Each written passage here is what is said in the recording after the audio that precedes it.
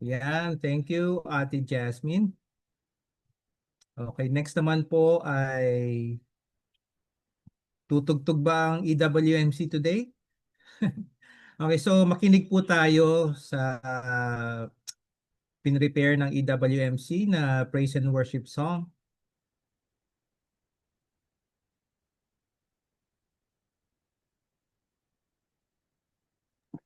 Hello po, for a while lang po.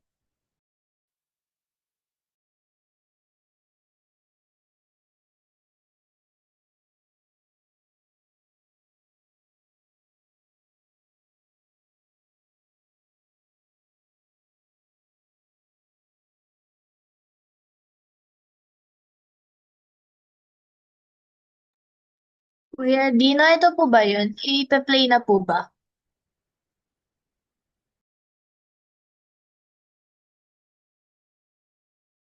Hello po, yes po.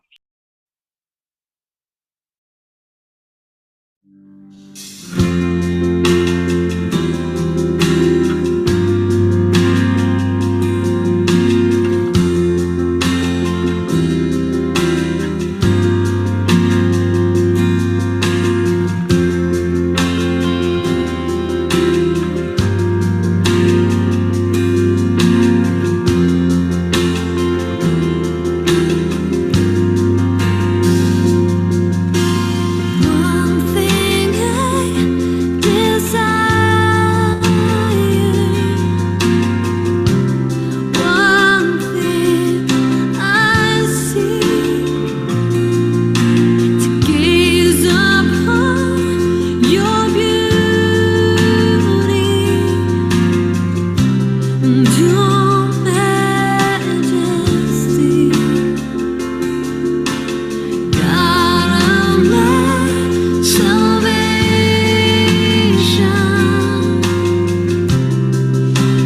lifter of my head,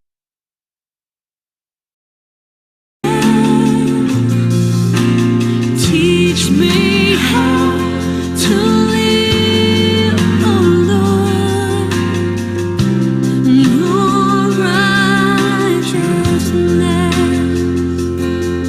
So I pray to you.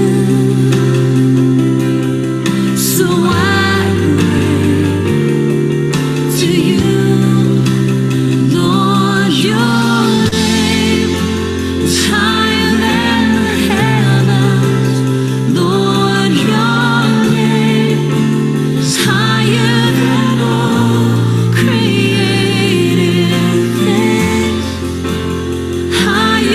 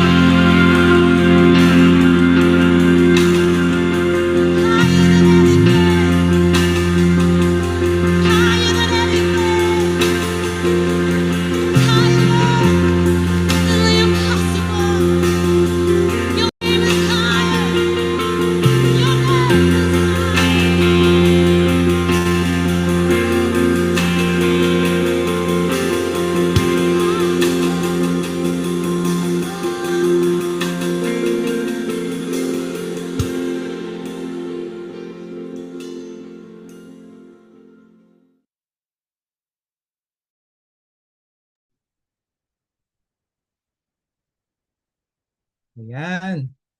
Baruch Hashem, hallelujah, no? Thank you sa Eagles Wings for our song lineup for today. Ayan. Okay, so again, this is your Tito Reggie. And ito po yung ating first session for 2026, no? Maaari ko bang hilingin ang bawat isa na mag-open ng camera? Ayan. Tapos, ang Eagles Wings din ay magpa-icebreaker. Sino magli-lead ng icebreaker natin? Kuya Dino, sino ba?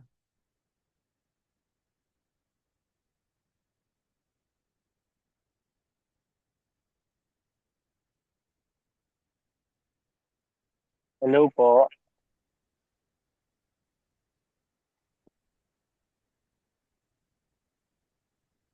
Yan, mag-open po tayo ng cam. Paminsan-minsan lang tayo nakikita-kita eh.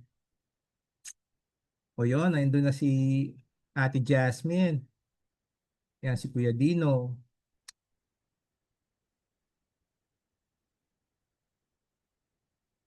Ayan, Miracle.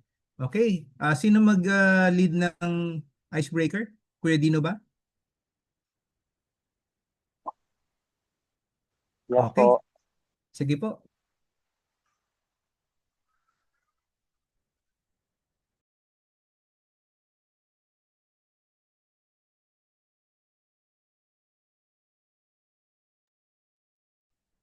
Ayan. Hello po.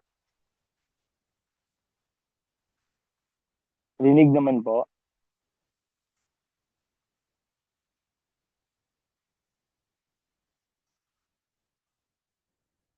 Ang icebreaker po natin for today is 4 picks po. And ang mag-submit lang po ng answer is via sa in-call messages na lang po. Para malaman po natin kung sino yung nauna.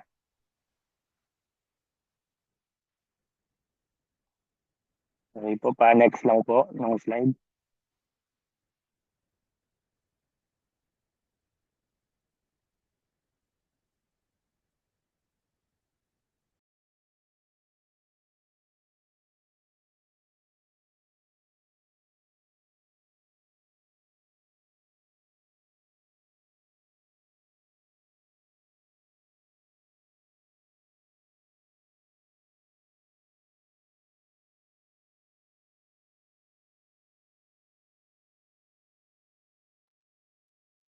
Thank you po. Ito po yung pinaka-instructions. Parang kung familiar po tayo sa 4 picks, 1 word, mag-show lang po kami ng 4 na pictures and then pwede na pong mag-select doon po sa pictures and then count 1 to 5 lang po. Yung una pong makapag-send, sa kanya po mapunta yung points and first to 3 po yung point system po natin. Okay po, and the first picture po would be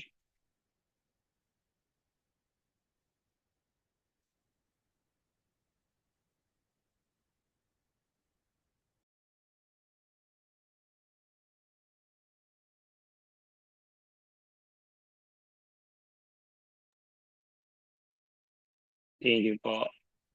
Yan, nag-send na po si Ate Miracle. And tama po, Adam and Eve. So may 1 point na po si Ate Miracle.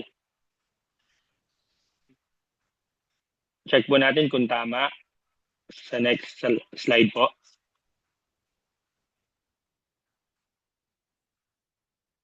Okay po. And for question number 2 po,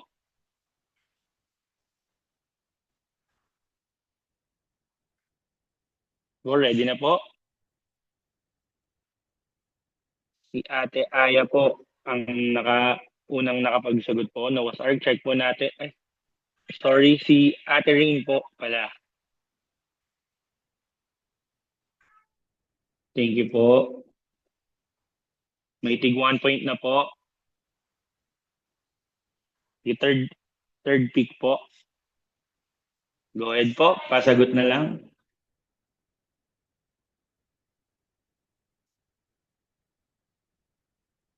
Yan, si Ate Aya po. 1 point din. Thank you po.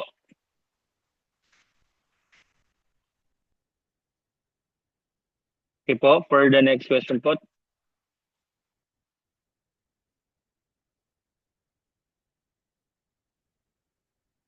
Ready na po?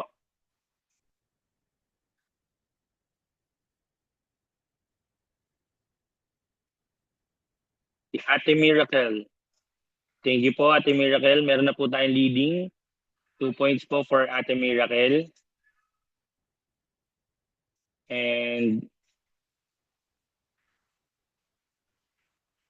go ahead po.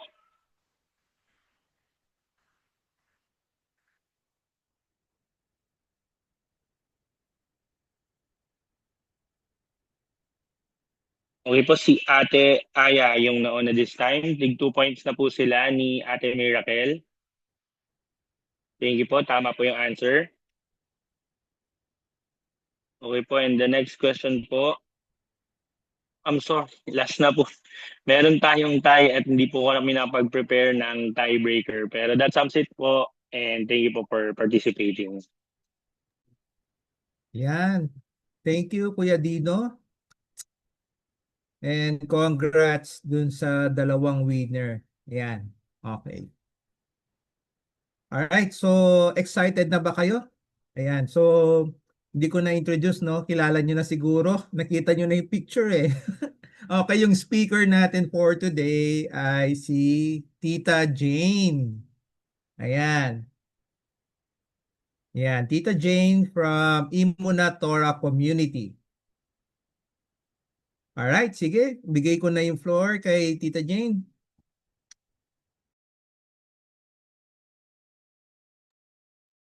Ayan, so doon sa palaro nila Dino, makikita ko sino mahilig talaga mag-chat, no? Pabilis.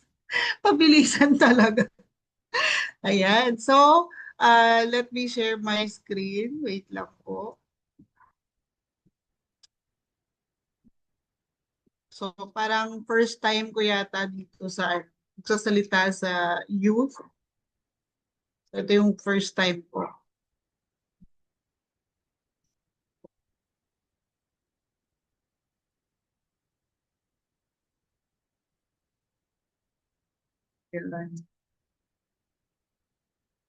Yan, dami kasing ano dito, nakabukas.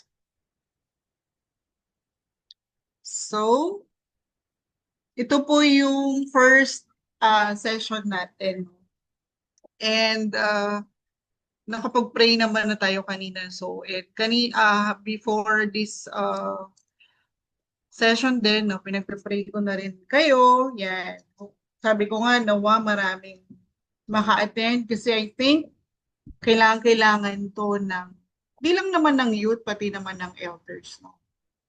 So, ang topic natin for the session 1, kasi after this, ang next session na natin ay sa April na. So, I hope na nandito yung iba, no? Kasi mag-skip tayo ng isang month and then sa susunod na ulit. So, ang topic natin is the battle begins in the mind. So, we're going to talk about mental health, pero hindi siya more on clinical perspective, no? From a biblical perspective. And then, isi-shift natin yon in the end. Bakit kailangan natin pag-usapan? Because it matters in the last days. So, yun yung ating pag-uusapan. So, I hope you're with me. But before that, ito pinakamahalagang tanong. When I lead a Bible study or basta may study, lagi kong tinatanong yung mga kasama ko, if you have your Bible ba? Or yung mga nagno-notes, pwede naman sa phone, no? Kung doon kayo nag-take down ng notes, dapat ready. Pero higit sa lahat, syempre yung heart natin. So dito, ito yung receiver talaga ng word of Adonai, no? Yung heart natin. So ito yung pinaka dapat nire-ready natin. Kasi nga, nowadays, no, sadly, even sa mga believers, sabi nga ay, we attend the Bible study without opening our Bible or bringing our Bible. So ngayon, kailangan talaga mag-open tayo, para pag may mga verse dito, pwede nating i-highlight and then soon balikan din natin. So, yun, no? Sige. Okay, dito muna tayo, no? Hindi ko alam kung familiar kayo dito sa pink elephant experiment. Pero ganito siya. Hindi ko kasi lahat makikita sa screen, pero sige lang. i-aaro-aro ko na lang, no? So, ang gagawin dito for the next 10 seconds, ito lang yung instruction ko. Do not think about a pink elephant. Okay, 10, 9, 8, 7, 6, 5. Huwag niyong isipin na may pink elephant. 3, 2, 1. So, hindi ko alam kung naisip niyo yung pink elephant. Okay. So, ang hirap, no? Sinabi ko yung kulay, parang imposible na hindi ko yun talaga yung unang papasok, di ba? Kasi yun yung narinig natin. Yung una iniisip ko, lagyan ko ba ng picture to, pero very obvious naman. So, ano na lang, word na lang. Pero I think kahit sa word, ang hirap niyang pigilan. Diba? So, anong makikita natin dito, no? Meron bang hindi nakapag-isip ng pink color? Meron ba sa atin? Pwede kayo mag-raise ng hand. Ay, hindi. Naiwasan ko pong maging pink yung elephant. O lahat tayo ay pink elephant talaga yung naisip natin. Kahit ako nagtatanong ay naisip ko, kulay pink yung elephant. So anong ibig sabihin nitong introduction natin, no? If we can't stop thinking about the pink elephant, what about yung fear?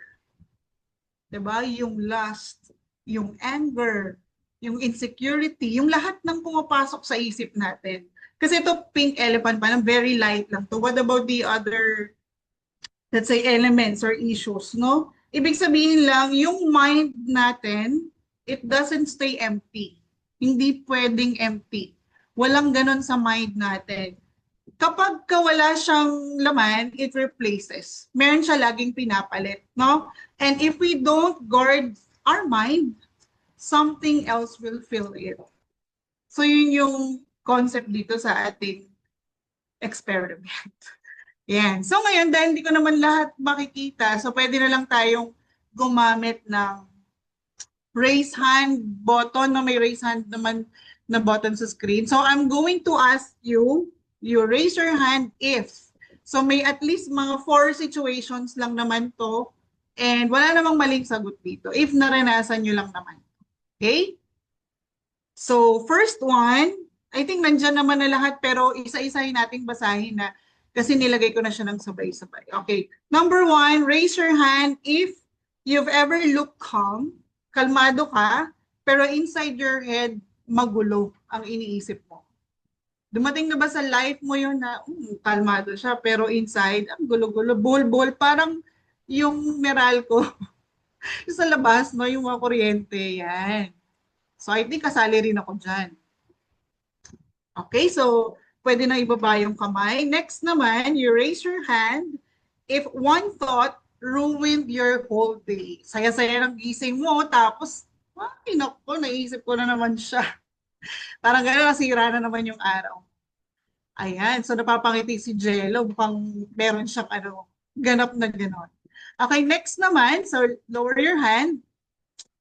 Raise your hand if you've ever assumed, nag-assume ka something and hindi naman totoo. Asumera, asumera ba yung tawag to? Ang assume mo ay crush niya ako, hindi pala niya ako crush. Mali pala ako doon. Ayan, so nag-assume ka lang doon. Okay? So lahat tayo halos, no? And then lastly, ito maganda eh. Raise your hand if you've created a whole scenario in your mind, pero hindi naman talaga yun nangyari. It never happened. Minsan we are like scriptwriter no? Gumagawa ka ng sarili mo eksena sa isip mo, pero hindi naman talaga totoo. May ganyan din ako. Lalo na siguro sa mga nanay, no? May mga times. Yan, so thank you so much. Yeah, 4 lang naman yung question ko, no? May mga times, lalo sa mga nanay, pag lumabas na yung mga anak, ay kung ano na naiisip namin, sana safe lang silang makakauwi. So may mga senaryo ng gano'n. And I know gano'n din yung na-experience nyo sa school, di ba? So yan. So yan yung mga example lang naman na pumapasok sa mind natin. So nakikita nyo na yung pag-uusapan natin, no? So sabi nga, yan, dun sa verse na Psalm 94 verse 11, no, the Lord knows the thoughts of man, that they are vanity. Yan yung nakikita sa isip natin na hindi nakikita ng iba. And sa Colossians 2:8 naman, no, take heed lest there'll be anyone taking you captive through philosophy and empty deceit, according to the tradition of men, according to the principles of the world, and not according to Christ or our Messiah. So, tonight, ito po, we're not talking about the battles na nakikita na natin. Kasi very obvious yon. Yung battles na nakikita nyo, very obvious siya. No? Ang pag-uusapan natin is the battlefield you carry in your mind.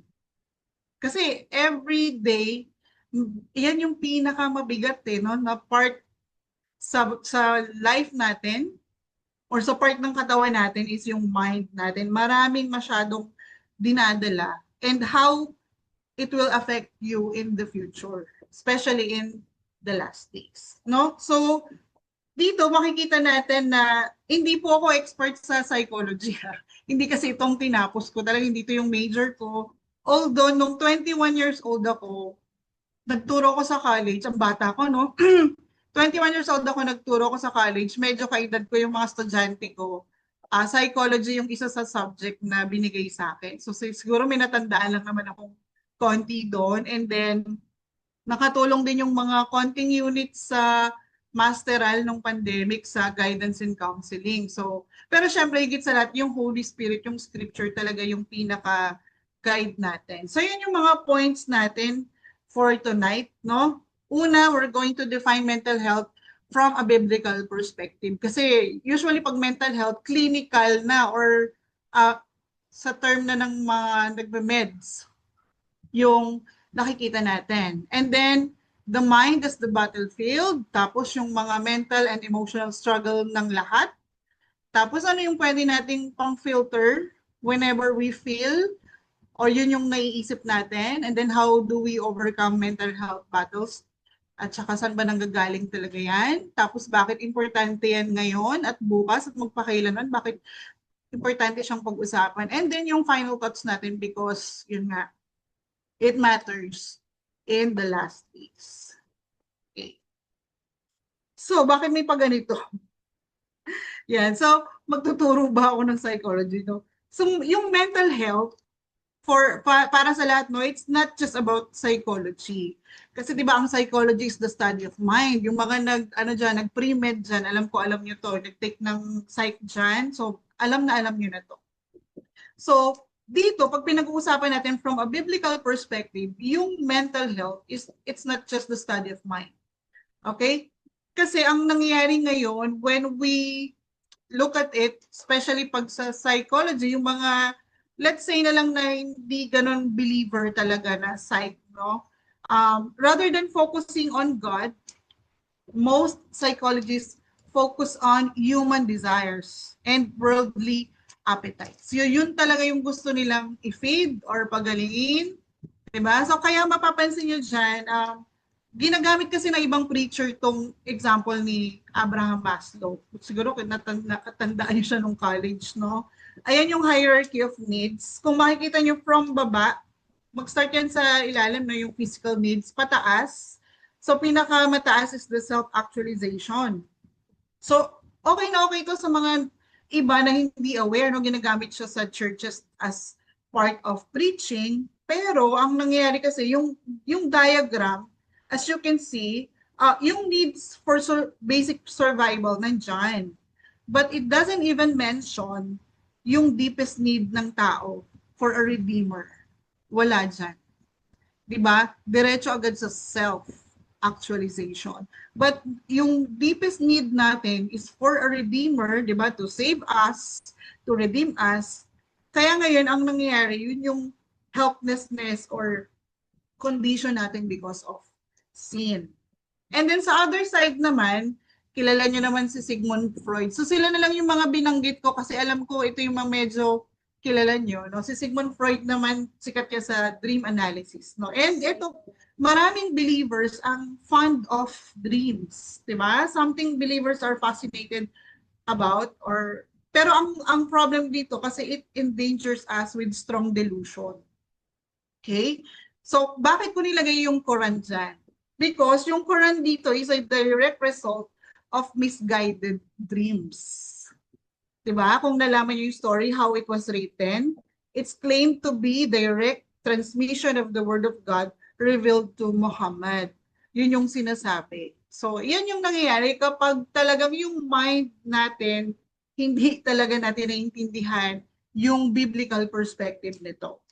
Okay, so, ang nangyayari kasi dito, yung pinaka-point ko dito is once we experience mental health, okay, let's say may problem, ang una agad naiisip natin to consult with the psychologist. Well, nothing wrong with that, no? Pero without even thinking, what could be the cause? Ano kaya yung cause no? Na direct kasi tayo agad sa psychology. So we automatically assume na hindi naman yun spiritual kasi mental yan. Diba? So, pero disclaimer lang, not all psychologists naman ay gano'n. So dito, maintindihan ngayon natin from a biblical perspective that, so mental health is our emotional, psychological, and spiritual well-being. So it's deeply spiritual. Okay? Scripture reveals that the mind is the battleground where choices of life and death, obedience and sin, faith and fear begin. Sa isip talaga natin yan. So it influences how we think, how we feel, how we act. So kung ano yung naisip mo, i-dictate niya yan. Didiktahan niya yung kilos mo. Kaya magka-connect yung mind sa action. Okay? So, just as physical health needs nourishment, yung mental health and spiritual life natin, ito yung kailangan talaga nating bantayan, ingatan, and kailangan may renewal daily. If you read in Genesis 2:7, no, si Adonai, He created us as a living soul. Hiningahan niya tayo, no? He breathed in our nostrils, di ba? This means for body, mind, and spirit in one. So when the mind is disturbed, ito yung kailangan natin maintindihan, when our mind is disturbed, the whole being is affected. So akala lang natin, yung mind lang naman yung problem, so hindi maapektuhan yung physical po. Pwedeng ganun yung thinking natin, but again, connected lahat, especially sa mind. Okay.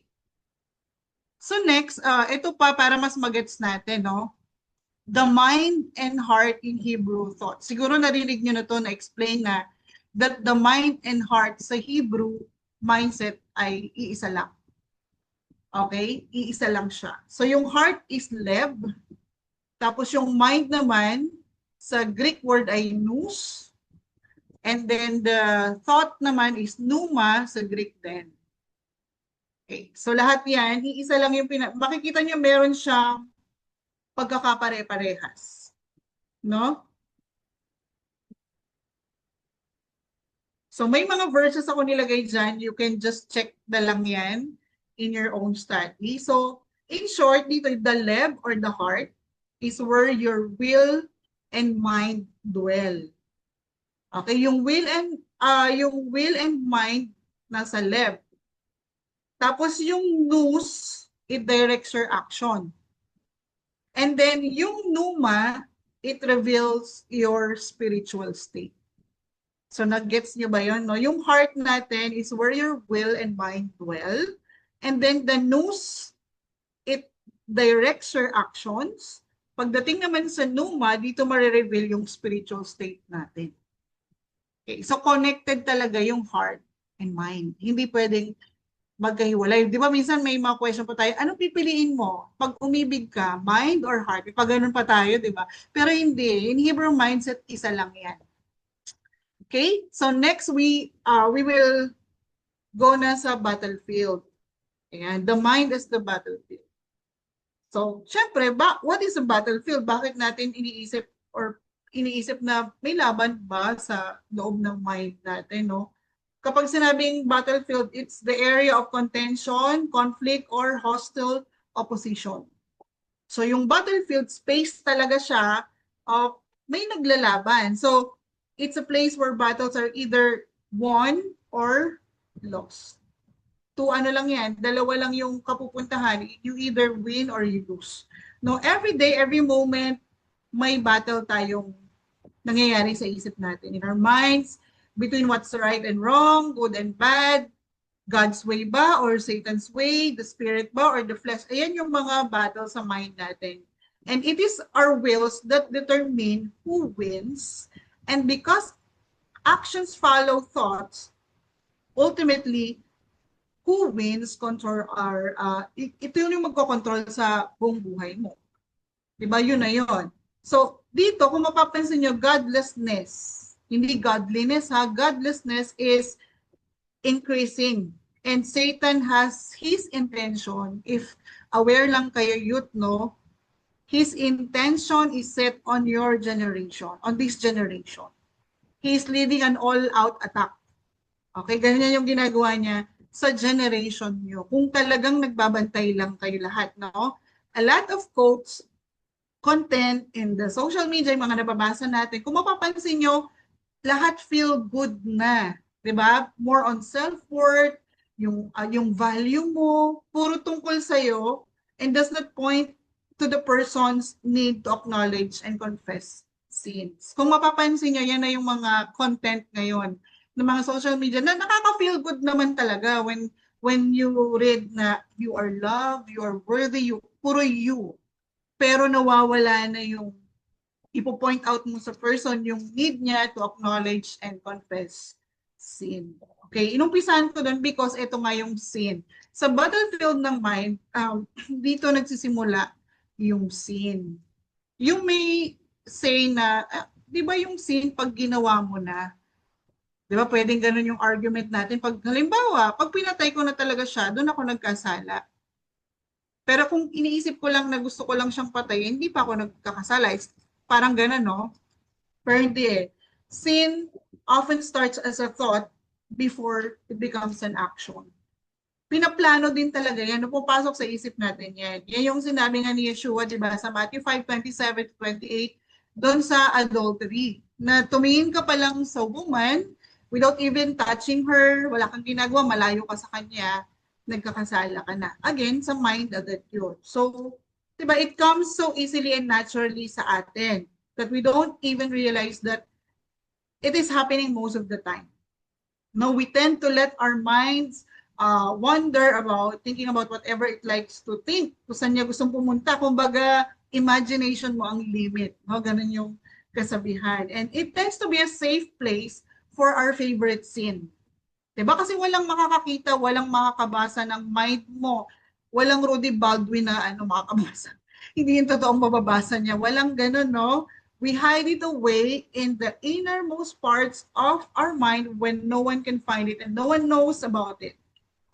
It's the most perfect hiding spot. But since we're talking about mental health from the biblical perspective, no, we must deal with sin and not hurt. Kasi ang nangyayari ngayon, yung hurt, yung trauma, yan yung dinidil sa psychology but not the sin. Diba? So yun yung nangyayari. And then another is, bakit sa battlefield? Because yung idle mind, nagiging devil's playground yan. Siguro nabasa nyo na yan, quote na yan. No? Kapag idle yung mind natin, undisciplined and vulnerable yan. Okay? So dito nyo makikita, ma-realize na even I'm working, even I'm serving Adonai pala, pwede palang mangyari yun, that I have an idle mind. Yung sinful thoughts, papasok pa din sa isip ko.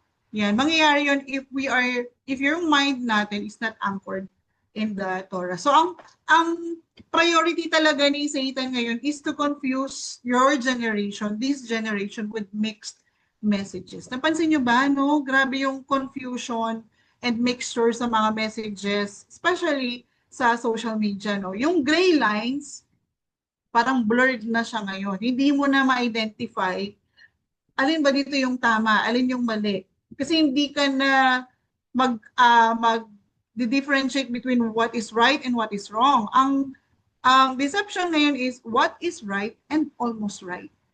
Yun na, dun papasok yung compromise, no? And Satan loves to groom a generation na sobrang sensitive in their flesh that they would never want to feel uncomfortable. Diba? So, ang pinaka-favorite ni Satan, alam niyo kung ano? Yung compromising believer. Gustong-gusto niya yan. Masayang-masaya siya dyan. Okay? So, as already stated, no? pwedeng nagsaserve pala tayo and still be thinking sinful thoughts. No? So kaya as believers, we need to be disciplined in every aspect of our lives. So it's not enough to just control our actions. Although, syempre, ang laking strength na para makontrol mo lang na huwag kang manampal, huwag kang pumatol, di ba? Malaking strength na yon. But the real battle is in the mind. So dito pa lang, no? Dito pa lang ay kokontrolin na natin. For it is the thoughts of our mind that controls our action. So without a change of mind, your outward conformity will fail. So yun yung mangyayari. Kaya talagang may battlefield. Now, pupuntahan naman natin yung mental and emotional struggle, no, natin. Lahat, no, hindi naman exempted dito yung mga elders. Ang elders magaling lang magtago yung mga parents natin, pero of course, may mga emotional and mental struggles din sila. So syempre, meron ba ditong never pa nag-worry sa buhay? Parang wala naman, no. Ang point dito, itong isa-isahin na natin, no. Worry, anger, fear, BI, bad influence, depression, grief, anxiety, hopelessness. Lahat yan na-experience natin. And kung mapapansin nyo, lahat yan ay may scripture na pang-antidote. Okay? Ang point here is, kapag ito yung nararanasan natin, you don't need to go to a psychology agad or magpa-check ka agad. Especially kung halimbawa you have, let's say, depression. No, hindi yun agad ang sagot, no? You have to consult the Word of Adonai, the Word of God, the Torah. Ito talaga yung first consultation natin. Kasi lahat ng ito, sabi ko nga, kung nag-homeschool kasi ako, no, ang best curriculum to teach your children, andun na lahat is the Bible. Now, for dito sa emotional or mental struggle natin, yung mga needs natin, ang best i-consult pa rin yung scripture. So nandito lahat. Sometimes nauunahan lang tayo ng ating emotion. No, nakakalimutan natin na I can check pala the scripture at nandun pala yung mga promises ni Adonai whenever I worry, whenever nagagalit ako sa isang tao, no? O kaya natatakot ako. Ano ba yung mga fear ng mga youth ngayon? Fear of getting a low grade. Yun ba? Kasi parang yun yung mga nakikita kong post, no, masyadong grade conscious yata. Ang iba sa generation na yun, kapag binigyan na sila ng teacher nila ng 8, ay parang ano na yun, parang gumuho na ang mundo nila because of line of 8. So dapat line of 9 lang, parang gano'n, no? So nagkakos ngayon siya ng depression. Yung sobrang lonely, no? Gusto mo na mag-isa ka na lang. Diba? Yung grief naman, no, hindi ko natatakil lahat. Yung grief naman, masakit naman talagang mawala ng mahal sa buhay. But again, yung pangako ng Panginoon, no, He comforts those who mourn. Lahat ito, na-experience din naman ni Yeshua yung grief, no? Nung namatay yung kanyang, close sa kanya si Lazarus, di ba? So itong anxiety, ito isa to anxiety, yung hindi pa nangyayari, inisip mo yun na agad yung mangyayari. So nagkakaroon ka ng negative thoughts. So ang gagawin lang natin, no, yung emotional or mental struggle that we face, you consult first the scripture. So nandito yung mga verses and marami pang ibang verses.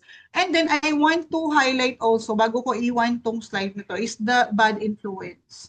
Sabi natin, yung mind kasi natin, automatic may pumapasok sa isip natin, no, kahit mag-isa ka lang. But, yung bad influence, importante yan na bantayan din natin, no? Be watchful of your company, of the friends you choose, kung kanino ka sasama, no? Kasi may deception din dyan. So, sino yung kasama mo ngayon? Nako-compromise ba yung faith mo pag siya yung kasama mo? Does yung mga kasama mo ngayon, friends mo ngayon, mas nailalapit ka ba niya kay Adonai o mas napapalayo ka? So, magkakaroon ka na ngayon dapat ng comparison. So we have to be sensitive na, oops, parang pagkasama ko to, talagang grabe yung compromise ko, no? Pero pag ito yung kasama ko, hindi. So you have to be wise. You ask Adonai for discernment. Like, balikan nyo, how's your faith nung elementary student ka pala? And then nung naging junior high ka na, and then senior high ka na, tapos college ka na and working ka na. So, ganun naman yung stage ng life. Doon ba sa pag-level up ng education mo, nagle-level up din ba yung faith mo or palayo na ng palayo?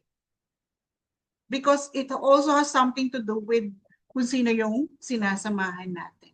Okay? Kasi they can feed you with thoughts na hindi galing kay Adonai. Like, when you see them na, okay lang palang gawin yun, gawin ko na rin yun.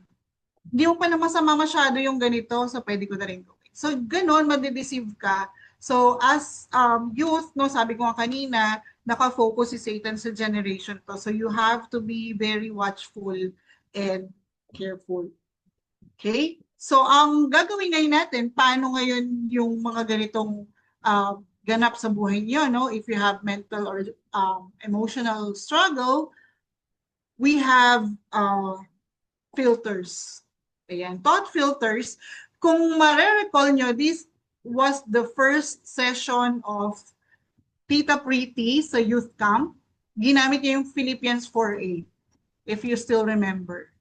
Whatever is true, whatever is honorable, just, pure, lovely, diba? Good report, virtue, and praiseworthy. Think about these things. So yan yung pang-filter talaga natin. Yung Philippians 4:8. So lagi yung itatanong, is this thought based on truth or assumption ko lang ba? So tatanungin nyo lagi, lahat ng pumapasok sa isip nyo, is it honorable? Kapag ito ba yung pumapasok sa isip ko, kagaya ko ba rin yung isip ni Yeshua? Do I think like Yeshua? Kapag ito yung nasa isip ko. Kapag naman yung sa whatever is pure, di ba? So, may mga times, di ba, na, na ginagawa niyo, nagre-rehearse kayo sa isip niyo, pero negative talks. Na gano'n, halimbawa, pinagalitan ka ng nanay mo, tapos sa isa, dad, sinasabi ni mama, ganyan. So, nagpa-practice ka na ng negative thoughts, pero hindi mo naman sinasabi yun talaga sa mama mo. Right? Pero dito pa lang sa isip mo, naggagano ka na, pero hindi mo lang siya masabi sa mama mo. Again, tingnan mo, check mo, is it true? Is it honorable? Is it praiseworthy? Diba? Is it just? Is it of good report? So, ito ang ating pang-filter. Yan. So, I believe natatandaan nyo pa, you can always go back to the session of Tita Pretty dito sa thought filters natin. Okay? So, yan lang yung isa sa ibibigay kong verse because napaka-effective nitong verse na to whenever you want to combat yung mga pumapasok sa isip natin na hindi galing kay Adonai. Okay? That's why yung mind natin, since may mga mental and emotional struggle tayo, konti lang yung nilista ko ha, I know mas marami pa. Our mind needs constant renewal.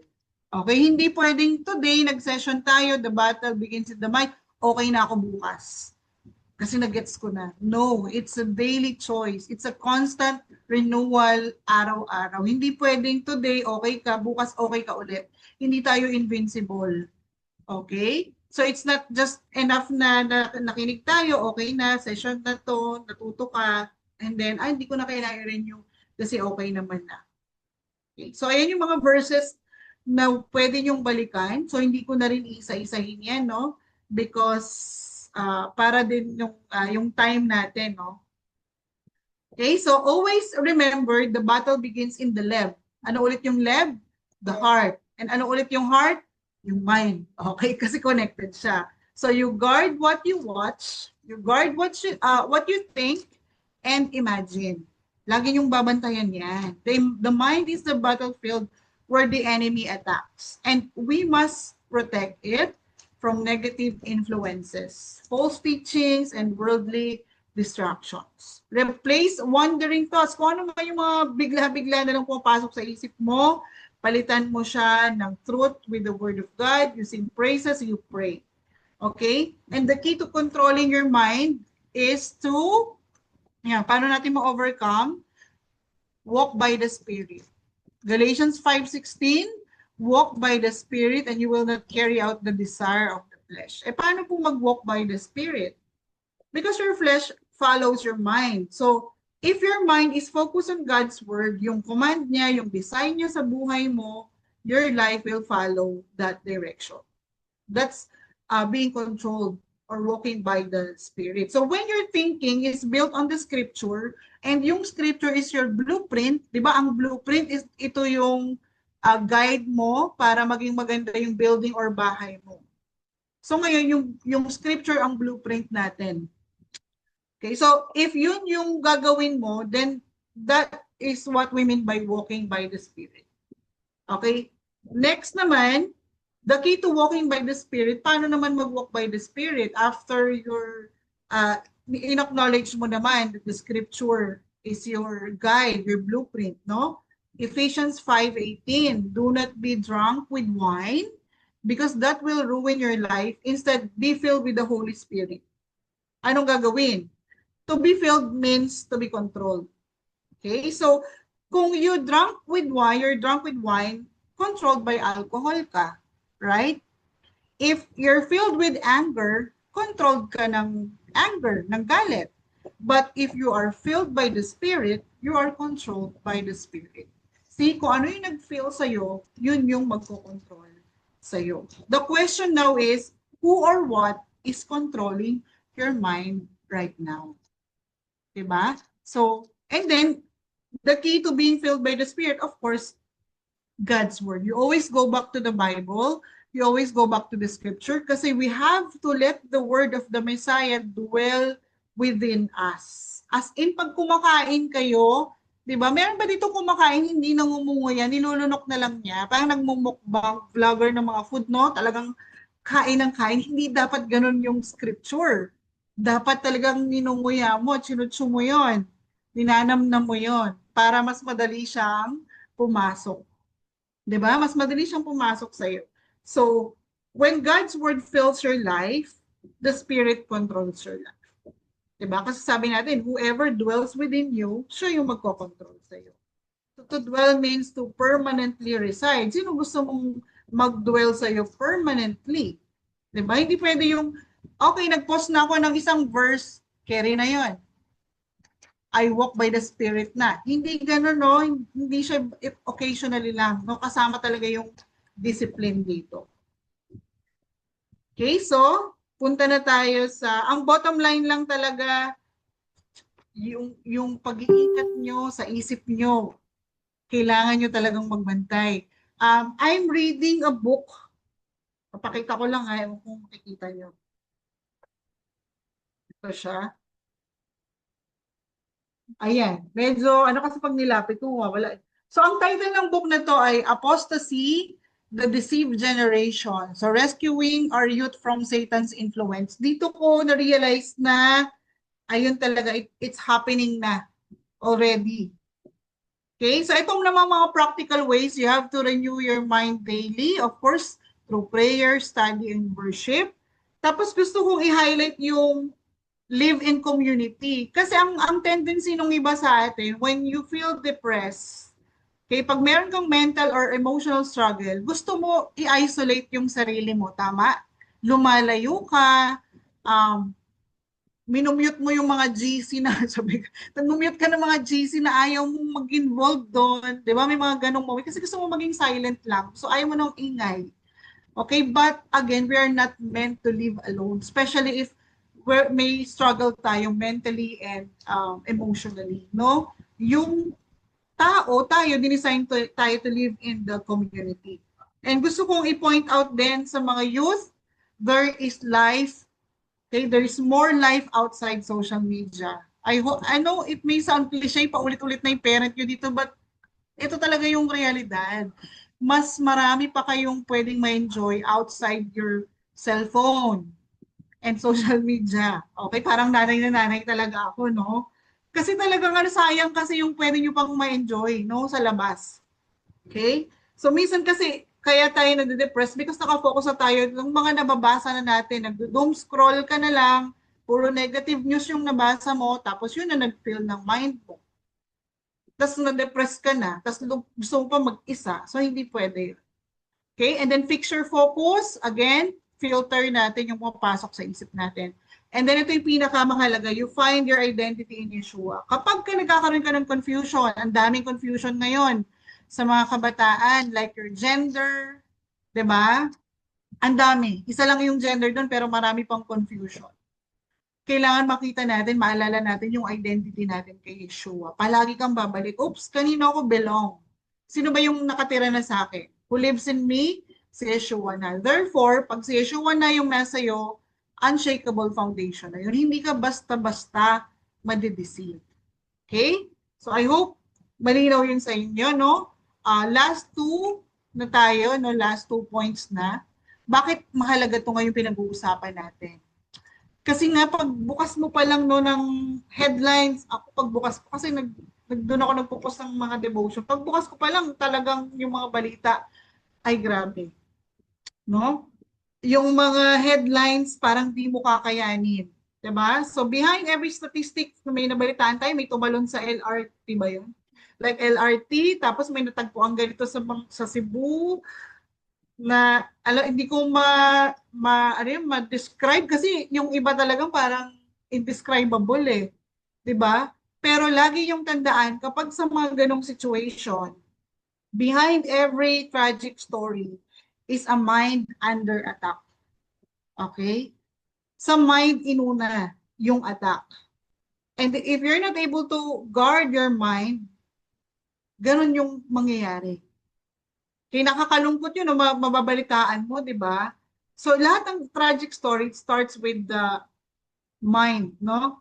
At yung mind, again, it's under attack. Hindi pwedeng sabihin hindi niya alam yung ginawa niya. Kasi di ba may mga ganong interview, wala po akong matandaan. Wala ka talagang matandaan. Hindi kasi pwedeng reason yun na wala siyang matandaan. It only means na yung mind niya was under attack. And nakakalungkot yun because ilang life, ilang buhay yung nasayang, no? Because doon sa mga ganong isip na napasok, na-infiltrate ng enemy. Okay? And then, it matters now because yung strategy ng enemy natin is mental warfare. Naalala ko doon sa coaching nila, Tito Topper, kahit pala mahina na yung physical mo, pag yung mind mo ay, what do you call that, Daddy? Mind conditioning ba yan? Di ba may ganun sa sports, no? Pagka matibay yung mind niya, kahit pagod na yung katawan, kaya niya ipanalo yung game. Mental toughness. Sorry naman. Di ba wala kasi akong sports eh. Mental toughness pala yun. No, pinapractice nila yun, sinasabi ni Tito Toffer ko kwento siya. Papagurin nila yung players, papatakbuhin nila, tapos biglang magtatawag sila ng mahirap na play. Kailangan magawa ng players yun. Ibig sabihin, alert yung mind niya. Ganun yun. So ngayon ang strategy ni Satan sa atin is mental warfare din. Kapag hindi tayo, hindi natin alam agad, oops, ganito yung experience ko, ano bang gagawin ko? Kailangan may mental toughness din pala tayo as believer, no? And then yung problema ng mental health ngayon, it's not because wala si Adonai. Kasi yung sinasabi ng iba asan si Adonai nung nangyari ito? Bakit niya inalaw to? Ang daming question, no? The problem is not his absence. Ang problem is ang ingay ng mundo. Okay, kaya sa sobrang ingay ng mundo, hindi na natin naririnig si Adonai. Okay, at yung mga conviction niya sa atin. So of course, kung gusto natin ng healing and peace, walang ibang makapagbibigay sa atin yan, kundi ang Prince of Peace, si Yeshua, our Messiah. Okay, siya lang makakapagbigay niyan. Hindi niyo makukuha yan sa world. It will only give you temporary comfort and pleasure. Even sa group of friends na sinasabi natin, kasi pagkasama ko sila, masaya ako Talaga ba? Kapag mag-isa ka na lang ba, tapos maalala mo sila and what you did with them, is it glorifying to Adonai? Are you still happy? Diba? So we have to think about it. No? And also, keep in mind, victory begins kapag may renewing of our mind. Palagi yan. No? I-renew natin yung mind. Hindi siya one-time event. And yan, importante na kayo talaga yung yung heart naming mga elders is for your generation. Kasi 10 years from now, if yung mga issue ngayon sa ating bansa pa lang hindi pa sa outside world, ay ganito na yung mga issue, how will you stand? Paano mo i-share yung truth? Paano ka mag-share ng truth kung ang sinasabi ng mundo is twisted na yung scripture sa kanila? 'Di ba? So itong lately nga lang na maraming issue, 'di ba? Ay alam ko napapanood niyo nag-trigger yung iba doon sa issue ni Alvin Aragon, 'di ba? Ang dami ko nakita. But ang sadly lang doon, nakikita ko talagang natutwist yung scripture ng iba just to comment, no?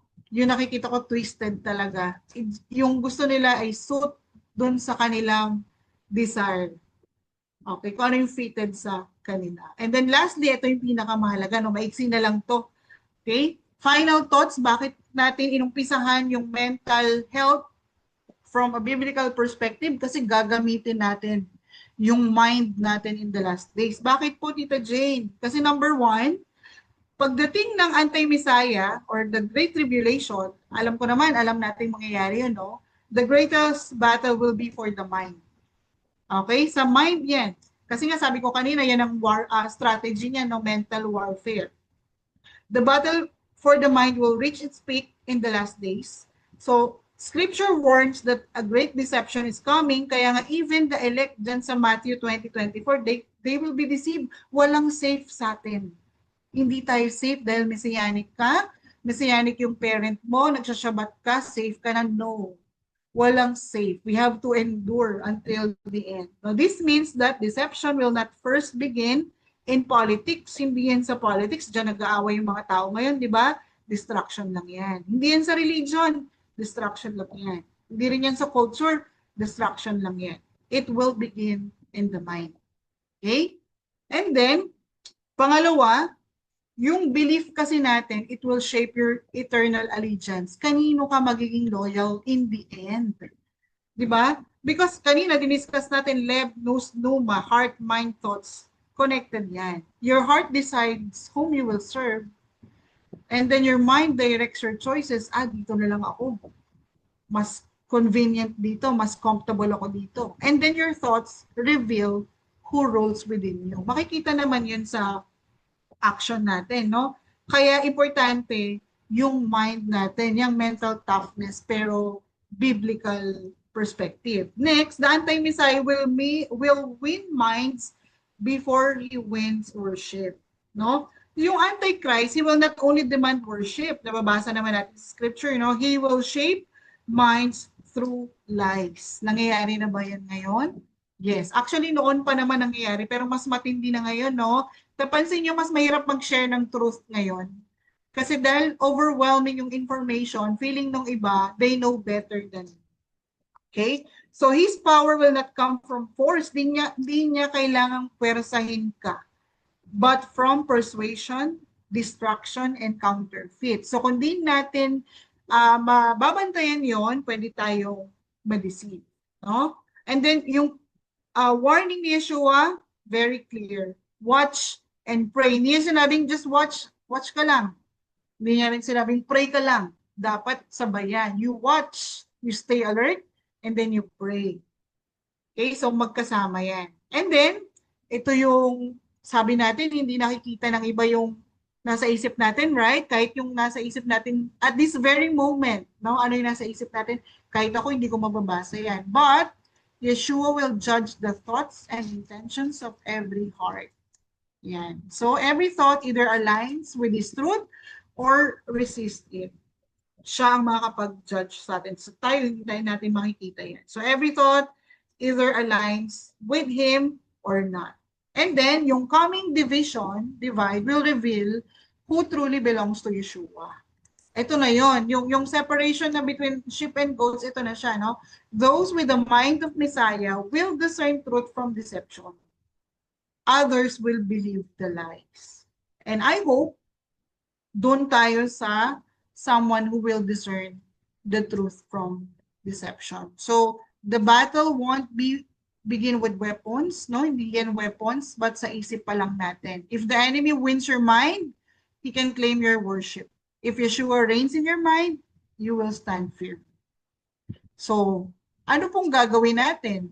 Now is the time to decide who will rule your thoughts. Okay, kasi dun talaga manggagaling lahat. Kung meron tayong mga mental and emotional struggle, nanggagaling talaga yan kung sino ang nagro-rule sa thoughts natin. Diba? So the world is preparing for deception, pero tayo, we must prepare for revelation. Keep your lev, your nous and pneuma, no, your mind, your heart, your thoughts fully surrendered to Yeshua, for only the renewed mind will recognize His truth in the hour of testing. Very important yan. Okay, so to end with quote, if the battle begins in the mind, then victory begins with the word. Siyempre may promise naman si Adonai, no? Kaya we have to dwell in His word. So whoever wins the mind, wins the man. But when Messiah reigns in your mind, no battle is lost, because for His peace becomes your victory. Okay, so ito yung mga, some of the reflections lang. You don't need to answer this right now. Yan. So, ipapakita ko lang for a few seconds, no? All of these questions and reflections naman ay based po dun sa shinare ko sa inyo ngayong gabi.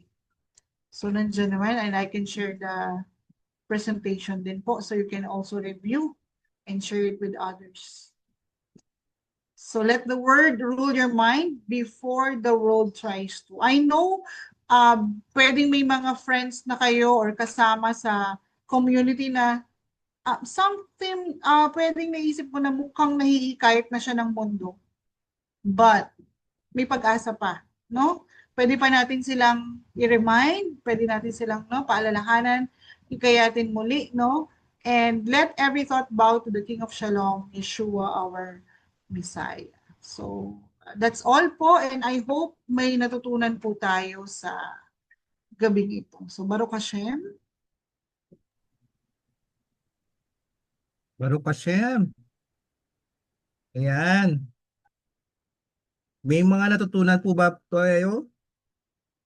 Ayun, no? Ang dami nag-heart, ang dami nag-thumbs up. Ayan. Pwede bang marinig natin kahit one sentence lang? Anong natutunan natin? Eliana? Eliana, can we hear? What's your key takeaway for tonight? Good evening. What? Sorry, wait lang po. Hi, good evening. Good evening po. So, thank you po kay Tita Jane for this lesson today. And yung main key takeaway po for me sa lesson po na ito is to guard my mind, because sa whatever I think po will reflect sa actions ko din po. Yun po yung main key takeaway ko for tonight. Yan, thank you, Eliana. Pakinggan naman natin from Imuna, Sam. Sam, anong natutunan mo from Tita Jane? Good evening po. So sa akin po is, yung natutunan ko po is we belong to Yeshua, not to the world po. And dapat po, mas maging malalim pa tayo. Lalo na po sa these days, mas maging malalim pa tayo sa Torah para po yung mentality natin mas maging strong pa po. Doon lang po. Ayan, thank you, Sam. Yan. Galing, no? Nakakamiss ang youth session natin, no? So, aabangan natin yan. Okay, so bago tayo mag-end, any announcements, Kuya Topher? Kailan ba ang susunod na session? Thank you, Kuya Reggie, and thank you, Jane, sa maganda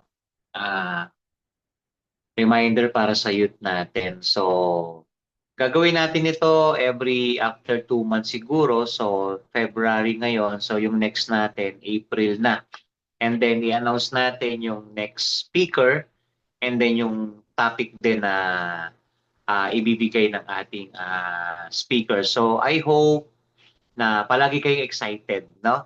Kasi ang mangyayari sa natin ngayon, katulad ng sinabi ni Tito Topper before, this is not a post-camp na, no? Kundi pre-camp, no? We're preparing for our next camp. So, para itong frequency, kinukondisyon na namin yung mind ninyo na youth para sa next camp natin. Para nang sa ganon, once na magkaroon na tayo ng next camp, nakondisyon na kayo. Parang hindi na kayo mabibigla, kundi mas lalong mangingibabaw yung excitement kasi yun naman yung gusto natin. So dun sa tatakbo na 1 month, yung March, di ba, hindi tayo magkikita-kita. So ang advice lang ng Tito Topper, two things, no? Every morning, when you pray, samahan nyo palagi ng devotion. Wag mawawala yung devotion. Kayo na ang bahala kung saan nyo gustong simulan, kung sa halimbawa, Book of Judges. Si Tito Topper kasi nasa Book of Judges na ako. So, doon yun ang devotion ko. So, bahala kayo, no? Pag-pray ninyo, kung ano yung leading ng Ruach HaKodesh sa inyo, kung anong book ng Bible kayo magsisimula. Kasi malaking bagay yan. So, tandaan natin, di ba, as Messianic believers, as followers of Messiah Yeshua, our mind should be tough. Kasi bakit? Ba't nasabi ng Tito Topper na kailangan ang mind natin tough? Kasi ang gustong tirahin palagi, ang gustong i-attack ni Satan, yung mind. 'Di ba? Kasi yan yung ginawa niya kay Adam and Eve, 'di ba? Diniceive niya eh. Yung mind ang diniceive niya dun sa dalawa, 'di ba? So nung na-deceive, alam natin yung nangyari. So Satan is like a roaring lion seeking someone to devour. Assignment niya yan. Yan ang talagang ano niya, he wants to kill, to steal, to destroy, 'di ba? So ano yung papatayin niya sa atin? Yung relationship kay Yeshua. 'Di ba? Ano yung steal niya sa atin? Yung joy, 'di ba? And ano yung Satan wants to steal, to kill, to destroy? Ano yung gusto niyang i-destroy sa atin? Yung sarili din natin, di ba? So, yan yung kanyang ano. Kaya tatandaan natin, mga youth, lagi niyong gagabayan yung inyong sarili. So, wag mawawala yung prayer tsaka yung devotion every morning, especially before you sleep, you pray and give thanks to your Creator. So, salamat. Yan, salamat Tito Topher. Okay, so mag-end na po tayo sa prayer. Eagle, sino mag-lead ng prayer natin? Jasmine?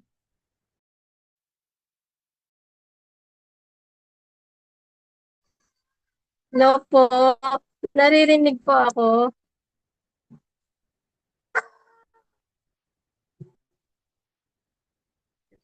Hello po.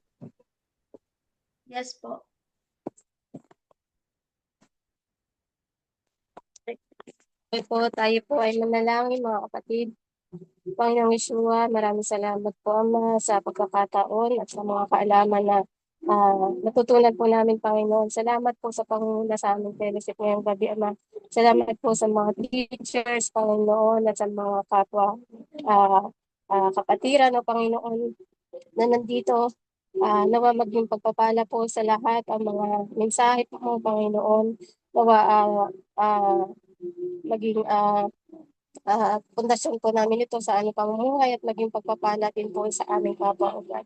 Ama, tulungan mo po kami na maging masipag sa pagbabasa ng inyong mga salita upang wala pong daan para sa aming mga alalahanin o sa mga gawain sa mundong ito na nagkukos po Panginoon ng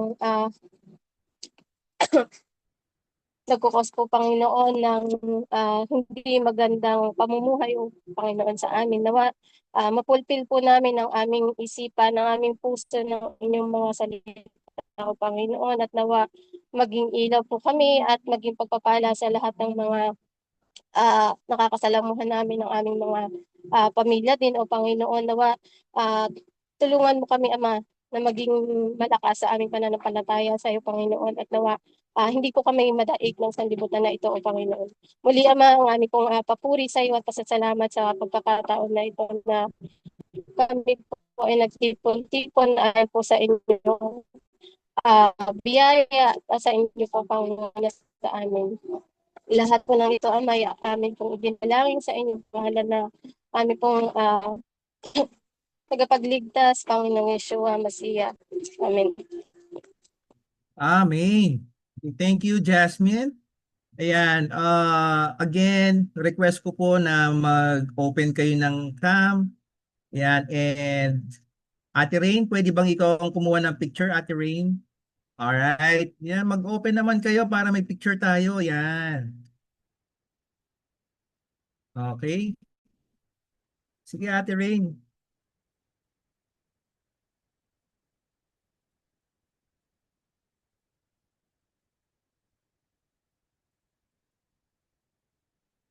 Smile.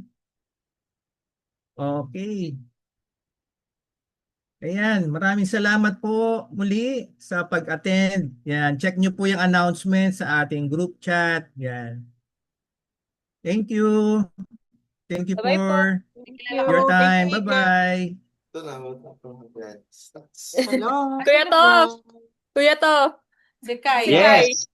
Ay, si Kai. Si Kai. Oo nga eh, nakita ko nga eh. Bye-bye. Hello, Kai. Good to see you.